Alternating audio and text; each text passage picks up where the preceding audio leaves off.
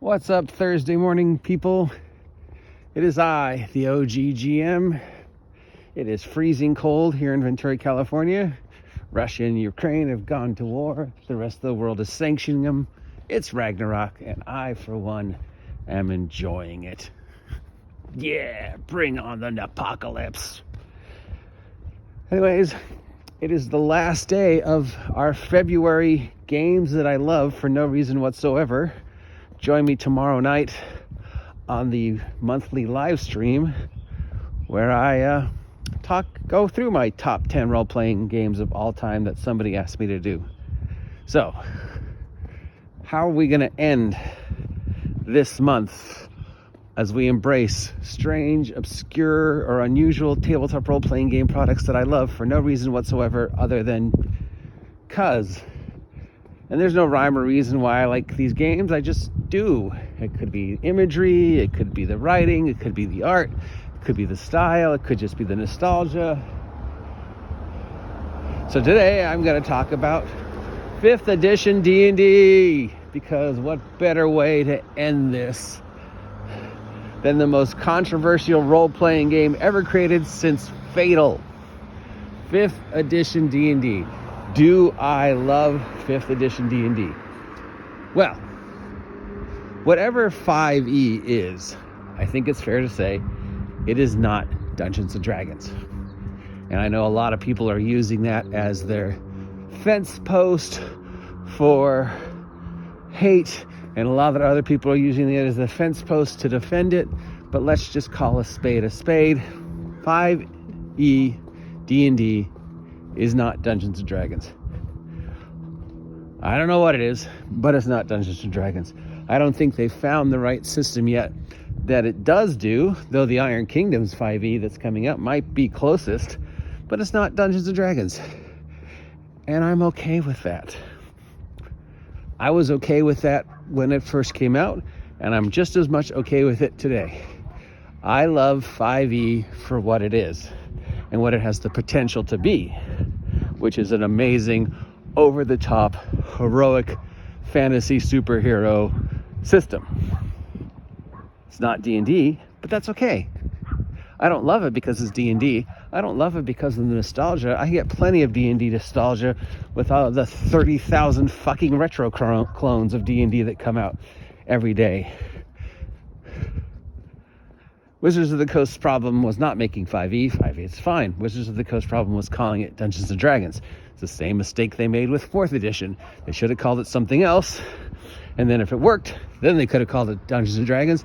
And if it didn't work, they could have been, oh, well, that's okay because that was Eberron, right? Plus, there's 2 5es. There's 5e before Tasha's, and there's 5e after Tasha's.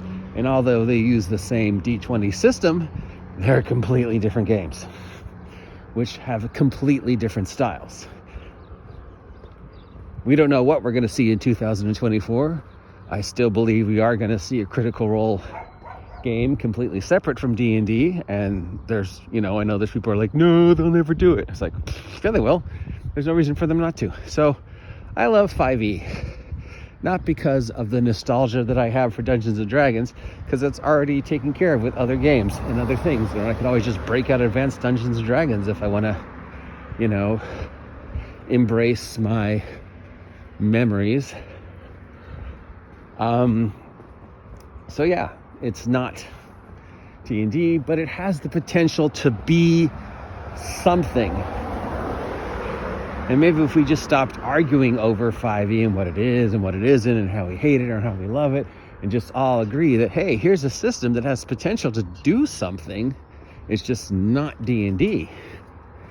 But it could be Iron Kingdoms. Who knows? It could be Weird West. It could be superheroes. It could be space. It could be post-apocalypse. Speaking of apocalypse. So yes, I love 5e. I love Dungeons & Dragons. I don't think they're the same thing. Every time I go through 5e, I see things that I'm like, oh wow, this is a great idea. Other things I'm like, I miss fortitude, reflex, and will saving throws. 5e gave you a saving throw for everything, and proficiencies and everything. It's like, yeah, okay. I like advantage and disadvantage. I like the new rule about you can use it a number of times per day equal to your proficiency before you have to take a rest. I don't like short and long rest, at least not for D&D, but for superheroes or over-the-top fantasy or whatever, short and long rest rules are perfect. Infinite zero-level spells, not D&D. Infinite zero-level abilities, definitely something else. Definitely an awesome idea. Definitely superheroes or something, but not D&D. So yeah, let's see how much controversy I can start by ending February saying I love the 5th edition rule set. I love Dungeons and Dragons.